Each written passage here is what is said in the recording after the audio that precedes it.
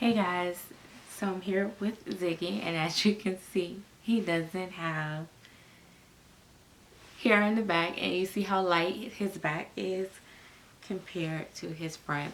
Now, granted, it's lighter up at the very top right here, but it's actually a little darker in the back. However, definitely night and day here. I'm in the process of rooting him. And also, guys, if you guys don't know, if you guys hadn't been following along, Ziggy was a whole different skin tone, and I painted over him. There is a lot of things that has happened with Ziggy. One, like I said, he was a lighter baby. Then I added more color to him. Then I also experimented with texture for him. So I've redone his eyebrows like 100 times. But now I'm very happy with where he's at. He's gonna of course need a good bath. He's still got hair. I mean, we literally just came from the rooting table. Which is why I got this and this, because I want to see how his hair curl up. I have to stop again. I'm only gonna go from ear to ear, and then I'm gonna have to stop, and then I'm gonna do some things, and then I'm gonna get back to rooting him. But the funny thing is that I liked him when he was the way he was before, but my initial intentions were for him to be darker, like this skin tone. But I got scared and I stopped midways. But you know, as I stopped midways and stuff, there were things about him that I didn't like. I didn't like when I had his eyes like super dark. The shading was very dark in his over his eyelids and stuff like that. He was looking like a raccoon, and nobody whispered to me. And a lot of his undertones picked up more than his actual skin tone on camera. And, you know, he came across with a more of a, like a, to me, like a blue grayish hue. And I didn't like that. Even though in person he was not none of that. I mean, I could still see the hue a little bit in person, but it wasn't like how it was coming across on the camera. And I don't paint to please the camera, but I paint to please my naked eye. I like to be able to like what I see in person. I have had babies that photograph very well on camera, but I did not necessarily like them in person. And so I changed, I changed him up. Now, do I got a hat over here somewhere? I don't think so. Well, I do, but I don't want to take that hat.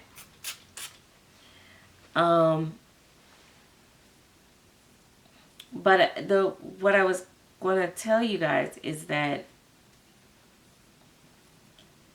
as I continue to work on him slowly, because he's a baby that's, definitely a forever baby. Like I said, I've experimented with so many things on him. And so I won't ever sell him. I love the way his texture turned out. It's so amazing. I've always wanted to be able to texture my silicone babies. I don't think that I'll do that like to babies that I'm going to sell, because it's new and I'm not as confident with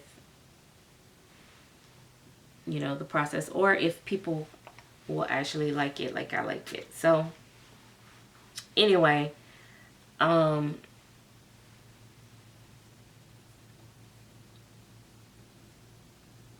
think when he gets done, he's going to be like definitely one of my favorites, because he's already like one of my favorites. He might even become a quote unquote what I consider to be a dream baby. when I'm all done. Because that's just how I feel. And especially, there's so many things about him that took me out of my comfort zone. Number one, the skin tone. Then, you know, trying the texture.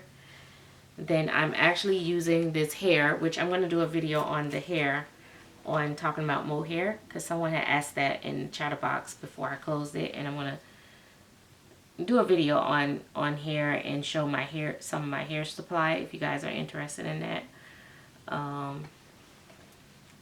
I will do a video probably right after this video, actually. I don't have a lot of this hair, but this hair is very, very fine. So it's like you usually can only pick up like one hair, or sometime every now and then you might pick up 2 hairs. But it's a curly hair, and I use blends in my baby's hair. Like, I don't always use the same one type of hair. So he has different hair in the front, then he has different hair in the back. I mean, in the rest of the hair. And I'll probably do around the nape of his neck, the back of his head, you know, probably the same hair that I used in the front on the edges. Anyway, it's so much goes into these dolls. Like, it's so much. Like I've said before 1,000 times, it's a lot of thought processes, a lot of different facets to it. People that root, the rooters that just, you know, root for people. That's a skill all in itself. Like, I have, like I said, I'm going to show the hair. I have so many different hairs, and, you know, they all like say, oh, small wave, tight wave, curly, this and other. But the way it's going to look when it gets in the hair, in the head, can be so different than what you expect.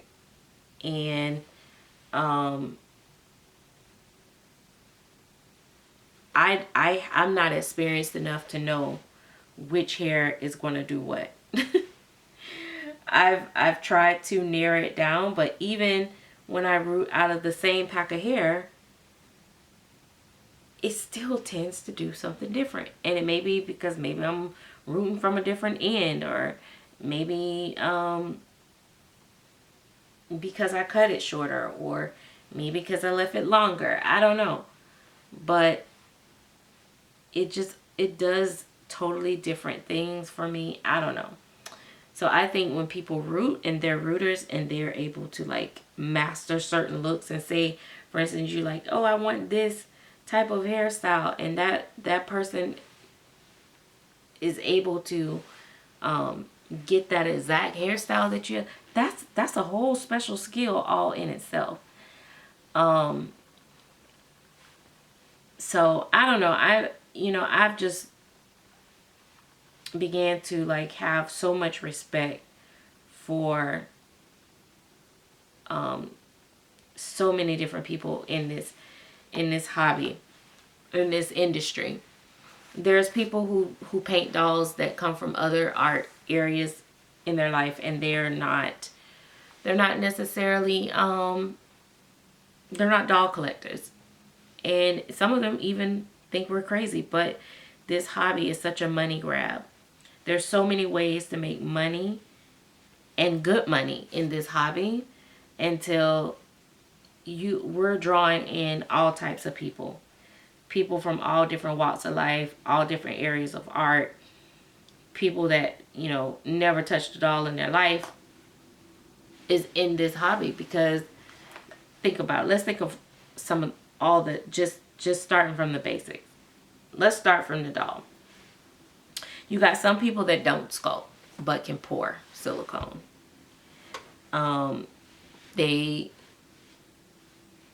So we got the pourers, the mold makers. They're not doing anything artsy. They're people that are technical and crafty. So you got those people. They can make tons of money off of porn for artists and for sculptors, artists, whatever. They're all in the same, I guess. Then you got the people who don't paint, don't sculpt, but they have goats. Bye sheep, whatever. They do the mohair. And we pay tons of money for this hair. Like, you know, a half an ounce is like, can cost you anywhere from, you know, $30 to $50, $60. It's crazy for a half an ounce. An ounce can cost you $100 easy sometime. And that's on the more high-end hair. You can go on eBay and probably find, you know, a half ounce or an ounce for $25, $30. Listen, don't argue with me about price, because, babe, I'm going to let you have it. It ain't worth my edges. So, so now you got the pourers, the molders. Now you got the mohair. Okay, then you got the sculptors. They may not paint, they may just sculpt. So you got people like, let's say, Lillian Breville. She never sculpts. She doesn't collect. She never pours. She doesn't mold. She doesn't collect. She just sculpts, sends them off to Claire. Claire pours, molds, pours, shipped to the buyer. All she does is sculpt. So you got the sculptors making money. Then you got the artist that just paints. They don't root, they don't do nothing else, but they just paint. So now you got the painters. Now, granted, there are some that do all of the above. We ain't there yet. Okay, so now you got painters. So then you got people that don't paint, but they root. And all they do is root for a whole bunch of people. That's a skill all in itself. So there's that. Some of these rooters are making more than the artists. You got some artists that are considered to be mediocre, average artists, or below average even, that only makes, or I'm going to say their price ranges are lower. I'm not going to say just because the price ranges are lower that they're lower artists. You get what I'm saying? They may make a profit of $300 off of the doll for painting it. However, the rooter charges $350, $400. They're making more than the painter. So now you got the rooter. Okay, so now we got the mold maker, the pourer, and it's crazy because some people even just do make the molds but don't do the pouring. But anyway, we're not going to even break it down that far. But let's say the mold makers and the pourers. We got the sculptors, we got the painters, we got the people that make the hair, and we got the people that put the hair in. All right. Then we got, okay, now we got the baby. So now we got a baby poured, sculpted. We got it sculpted, poured, painted, and rooted. Then we got clothes. We got people in here to do custom made outfits, embroidery, you know, silk screen printing. We got then we got the clothes. Okay, we got people selling clothes. Then we got the crafters that make the pacifiers, charging $25, $30 for one pacifier. You got the pacifiers, you got the bottles, you got the teething rings, you got the accessories, you got the teddy bears. So now you got that. Then you got the people that put the whole little box opening things, the baby shower in a box type thing. We got so many different ways that people make money. Then we're not going to even get into the fact that we have, and a lot of people might frown on them, we got the doll flippers. We got people that buy dolls and sell dolls all day. They buy low and sell high.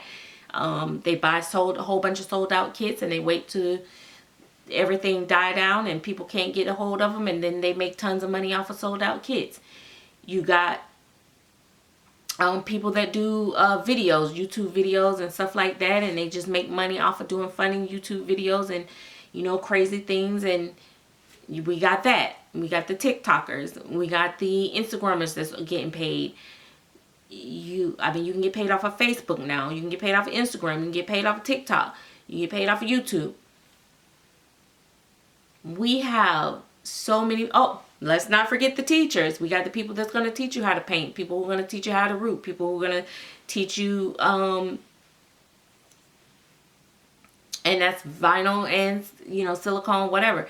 We got so many things and so many ways and avenues for people to make money that we will draw in tons of people from all walks of life, and not everybody is going to be a true doll collector or understanding of the passion behind the actual art itself, or the actual love for the doll or the baby like or the lifelike doll that may be therapeutic to the woman that cannot bear a child or have lost a child and just have those aching arms that wants to hold a baby, or just the collector that has been in love with dolls all their life and love realism and love the idea of dressing this lifelike doll up and collecting all the cute accessories, or someone like me that didn't really get to have a real, nursery that I love collecting the accessories and all these things. You have so much. So people, that's why a lot of times we get attacked within the community, because everybody is here for different purposes and reasons.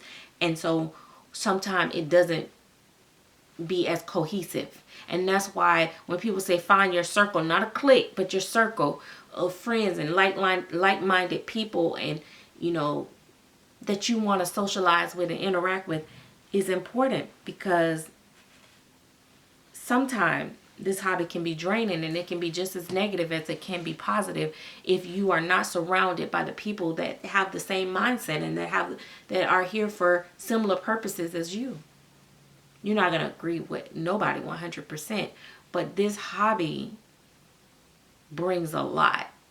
Then you have a lot of women. You have a few men, but you have a lot of women. And women, we are emotional creatures. That's the way we are designed. That's the way we are designed to be. We are nurturers. We are comforters. We are emotional. We are feisty. We are sassy. We are protective. And then that's the positive, and it's also a negative. There breeds jealousy and envy and all the ugly sins of the world that we experience in any other day-to-day life. And when you bring all that stuff together, it's a big mix, and it's like, and so you gotta find what works, because some of you going this way and some of you going that way, and I can't do it. Let's see. Yeah, so you're not going the same direction, so you're not gonna flow right. You're not gonna gel. It's gonna be that friction, and so you don't have to make a video about it. You don't have to talk about it. Just quietly walk away. Go find someone else to play with. That's safe. Safe for your emotional state. Safe for your physical state. So I don't know how I got into all of that. But anyway, just a thought process to me. But it's a crazy thing. I came into it saying, I will never paint these dolls. I am just a buyer. I will never this. I will never that. And I've done so many nevers ever in this hobby. And even with this little guy, I wouldn't, when I first painted him, I loved him, and it was something about him, and I just felt like he was just going to be a special part of my collection. And I had already said he was going to be a forever baby for me. But now that I've went and painted over him, oh my God, I'm so happy with him. I mean, he still has his veining and, his modeling and his detail that you can see. You can't see it on camera, but I always thought I couldn't go this dark. And one of the reasons I didn't want to go this dark is because I felt like when you go this dark, they need a level of texture to them. And so now that I have done it at least once, I'm definitely going to try it again on another personal baby, but I'm gonna go in and with full intent. So I'm just really at a moment where I'm enjoying the hobby, but sometimes I feel like I'm sitting and I'm dissecting every aspect of the hobby. I'm a thinker. I'm a deep thinker, and that can be good and that can be bad. But I'm just to a point where I just really, really, really love, you know, where I'm at in the hobby. I'm loving my collection. I'm loving, you know, that I'm growing as a painter, artist, and I'm not afraid to go a little bit out of my comfort zone. And each time I go a little bit further and a little bit further. And some things I was doing more so for the people, my customers, my I don't like to say fan base, but my supporters. I wanted to give them what they wanted, but then I realized that it's not necessarily matching what I want. So now I'm pushing myself in areas where I'm comfortable and what I really want, and I think that's where I'm going to get the best me out of that. So it's kind of tricky a lot of times. This is, like I said, everything is so emotional for me in my process. I'm very passionate about when I really love something, I'm all in. And I think a lot of people don't understand that because they're not coming from the same place that I'm coming from. The only way to fully understand me is to be me. And it sounds crazy, but some people can relate, and so they can understand where I'm coming from with a lot of things. But if you can't relate, or you haven't had similar experiences, or we don't have like-minded thought processes, then I may sound completely crazy to you. I might be over the top. You might think I'm doing too much. You might not think I'm doing enough. You might think I'm crazy. You might be like, it's not all that. It's not this, it's not that. And you matter to someone, but you don't matter to me. And I'm going to tell you, you matter to me as a person. I won't ever say that to someone. But your thoughts and your opinion of me does not matter to me, because me and you are not the same, and we are not fighting for the same purpose, or we don't share the same passion. So I can't care about that stuff. And that's where I think a lot of people need to kind of start conditioning their mind and their way of thinking, and it'll be less arguing and bickering and people just getting like crazy online about someone that you claim you don't even care about. Because if you don't care about a person, you might still talk about them, you might still laugh or say different things and stuff like that, but you're not going to go to the extreme of wanting to make personal threats or create harm, true harm to a person or individual, unless deep down you really care about that person. And when I say care, it doesn't have to be in a positive way, but you care as much as either you want what they have and you feel like they don't deserve it and you deserve it. Rather, it's the popularity, it's the skill, it's the money, or the, just whatever. You gotta care enough to be that deep and that serious about it. If we refocus and redirect our energy to those that think like us, like the things that we like, it changes the way you feel. I used to be always like, oh yeah, my haters, my this, my that. I still say it in joking a little bit because bad habits are hard to break sometimes. But I've gotten to the point where I'm more like, okay, when I get up and I do a video, or I paint a doll, I'm not painting it for my haters. I'm not painting it for these people that want to see me fail. I am doing my videos for those who are wanting to see me win, because they understand that if I win, they win, and that means it's a possibility. Even if you're an artist and you feel like you're not on the same level as another artist, if that artist is able to get $10,000 for a doll, and you might feel like their work isn't all that, they just open up a door for where you might only be getting $3,000 for your doll, but now you might be able to get 5 or 6, because you're still way lower than where the bar has went up higher. Like, it's so many different ways that we have to adjust, you know.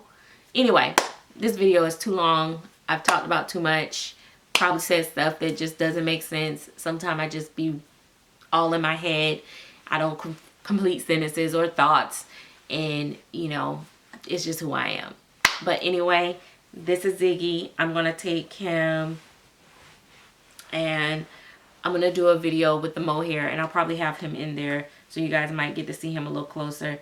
He's still got some little, you know, things that I want to do with him. Like I said, he still need like good wash, and I'm gonna do a few shine spots on the back of him that I need to catch and stuff like that. But I don't want to do it until I'm finished, so I can just do it all at one time. And that's that. And that's the other thing about the texture too. It really like locks in the matting really well. So